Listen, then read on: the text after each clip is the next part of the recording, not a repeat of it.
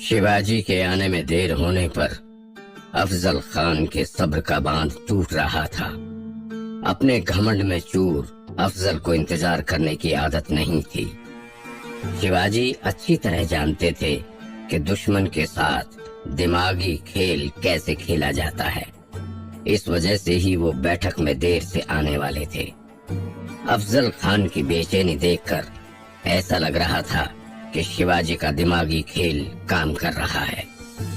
अफजल खान ने बेहद तल्ख लहजे में शामियाने में खड़े कृष्णा जी, भास्कर और पंत जी से पूछा, कहाँ है शिवाजी?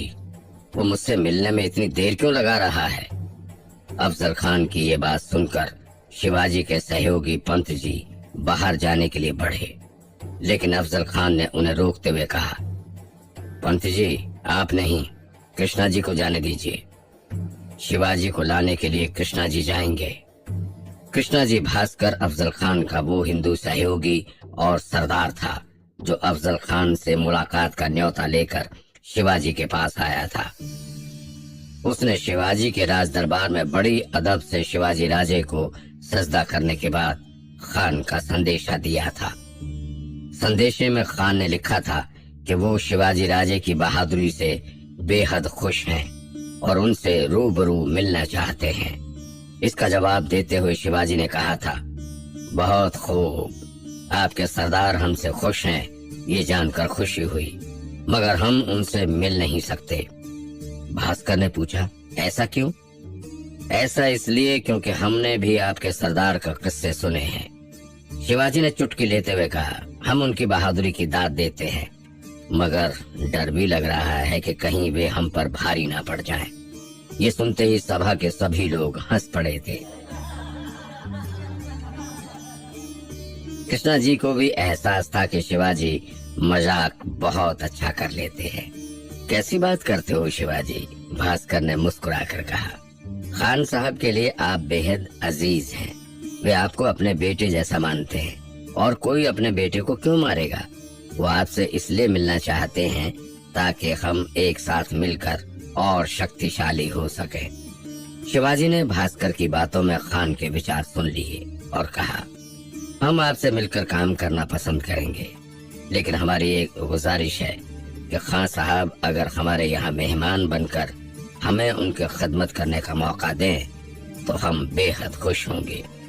ठीक है, भास्कर ने कहा, हम आपका संदेशा खान साहब को जरूर दे देंगे। शिवाजी ने कहा, और हाँ कृष्णा जी, उनसे एक और विनती है, और वो ये है कि हमारी और उनकी मुलाकात प्रतापगढ़ की शाही छावनी में होगी, मगर वो भी अकेले और निशस्त्र।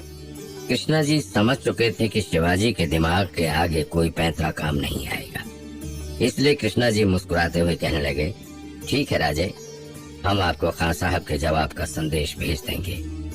आज उसी प्रतापगढ़ की शाही छावनी में अफजल खान और शिवाजी की मुलाकात अब से थोड़ी ही देर बाद होने वाली थी। अफजल खान शिवाजी की उस शाही छावनी पर पहले से ही मुग्ध था, लेकिन असल में अफजल खान भी शामियाने में अकेले होने से डर रहा था। हालांकि उसके साथ उसका अंगरक्षक सैयद बंडा मौजूद था, लेकिन फिर भी किसी भी तरह की संभावना को नकारा नहीं जा सकता है। अफजल खान के चेहरे पर चिंता की लकीरें सैयद बंडा साफ देख पा रहा था। सरदार, ये शिवाजी छोटा मोटा सूबेदार है, आप बेफिक्र हो जाइए, सैयद ने कहा। अफजल को लगा जैसे उसकी कोई चोरी पकड़ी गई है। उसने सफाई में कहा, अब हमें किस बात की फिक्र है? हम तो पत्थर को मसल कर चूर कर दें, ये शिवाजी का चीज है, हमें कोई फिक्र नहीं। अफजल के शब्द और चेहरे के भाव मेल नहीं खा रहे थे। वो तुरंत फिर से बोल पड़ा, पर हमने सुना है वो बहुत चालाक है, इसलिए तुम भी शामियाने में हमारे साथ रहना। ये कह के अफजल पास रखी कुर्सी पर बैठ गया। सैयद बंडा ने तुरंत कहा, जैसा हुकुम सरदार। इधर कृष्णा जी भास्कर शिवाजी को लेने शामियाने से बाहर निकले। शिवाजी भी शामियाने के अंदर जाने ही वाले थे कि उन्होंने कृष्णा जी से पूछा, अंदर कौन कौन है?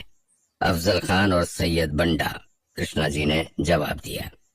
शिवाजी ने कहा, कृष्णा जी भास्कर, हमारा तो अकेले मिलना तय हुआ था, फिर सैयद बंडा अंदर क्या कर रहे हैं?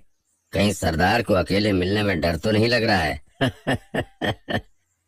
कृष्णा जी भास्कर ने पासा पलटता हुआ देख तो शिवाजी से कहा, अगर ऐसी बात है शिवाजी तो मैं सैयद बंडा को भी शामियाने से तुरंत बाहर भेजता हूँ। ये कहकर कृष्णा जी शामियाने के अंदर चले गए। सरदार शिवाजी बाहर खड़े हैं। कृष्णा जी ने अफजल को सूचना दी। अफजल फुदक के कुर्सी से खड़ा हो गया और जैसे कोई चूहा उसके पास से गुजर गया हो। कहाँ है शिवाजी? अंदर क्यों नहीं आ रहा? डर रहा है क्या? अफजल की बनावटी हंसी का साथ देना उसके गुर्गों का काम था, इसलिए सैयद बंडा और कृष्णा जी भी उसका साथ देने के लिए हंसे। फिर कृष्णा जी ने कहा, शायद डर रहा है सरदार, इसलिए उन्होंने कहा है कि वो अकेले में मिलेंगे। सैयद बंडा को बाहर आना होगा। ये सुनते ही अफजल के चेहरे से वो बनावटी हंसी ऐसे उड़ गई जैसे गधे के सर से सींग, पर वो अपने मन की हालत सबके सामने जाहिर नहीं करना चाहता था, इसलिए झट से बोला, हाँ हाँ जाओ सैयद बंडा, उसके लिए मैं अकेले ही काफी हूँ। सरदार के हुक्म की फरमानी करते हुए बंडा शामियाने के बाहर जाने को राजी हो गया।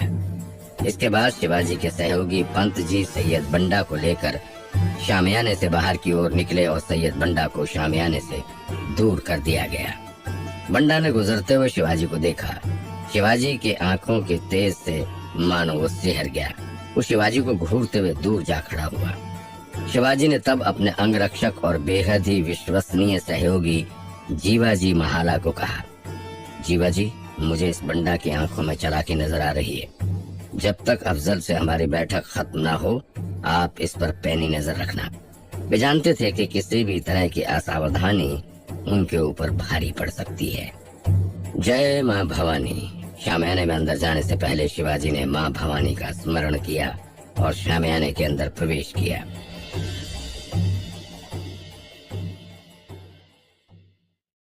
शामियाने में प्रवेश करते ही शिवाजी और अफजल खान की नजरें मिली। शिवाजी के चेहरे का तेज और आंखों में जुनून देखकर अफजल खान मानो हिल सा गया।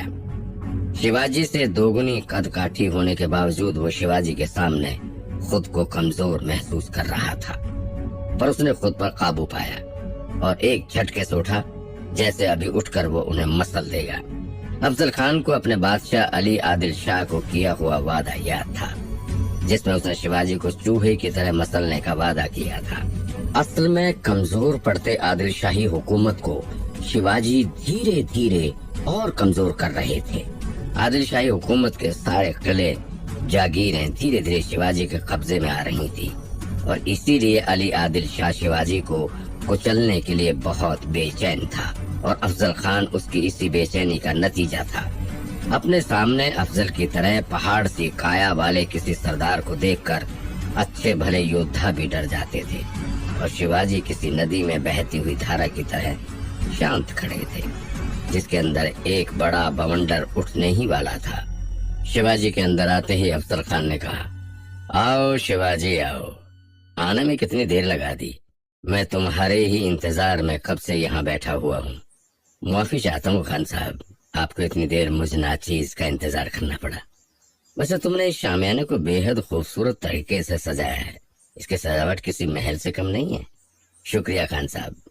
अपनी जगह पर ही खड़े खड़े ही बेहद नरम स्वर में शिवाजी ने कहा, आप जैसे बहादुर सरदार की खातिरदारी करना मेरे जैसे छोटे से जागीरदार के लिए खुशनसीबी है।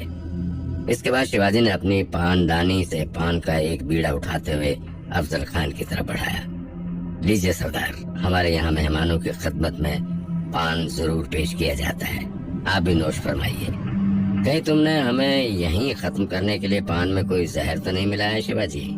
अफजल खान ने मुस्कुराते हुए कहा, अरे खान साहब, आप हम पर शक कर रहे हैं। आप तो हमारे काका जैसे हैं, आपके साथ में ऐसा कैसे कर सकता हूँ? और वैसे भी अब तो आपने हमें अपना मित्र बना लिया है और मित्रता में विश्वासघात नहीं किया करते हैं। सही बात कही तुमने शिवाजी। ये सुनकर शिवाजी ने पान का एक टुकड़ा चखकर अफजल खान को आश्वासन दिया कि इसमें जहर नहीं है। शिवाजी की माँ जीजाबाई ने वो पान शिवाजी के लिए लगाया था। पान खाते ही शिवाजी को माँ जीजाबाई के किए वादे की याद आई। शिवाजी ने माँ साहब से वादा किया था, अगर इस बात का कोई पुख्ता साक्ष्य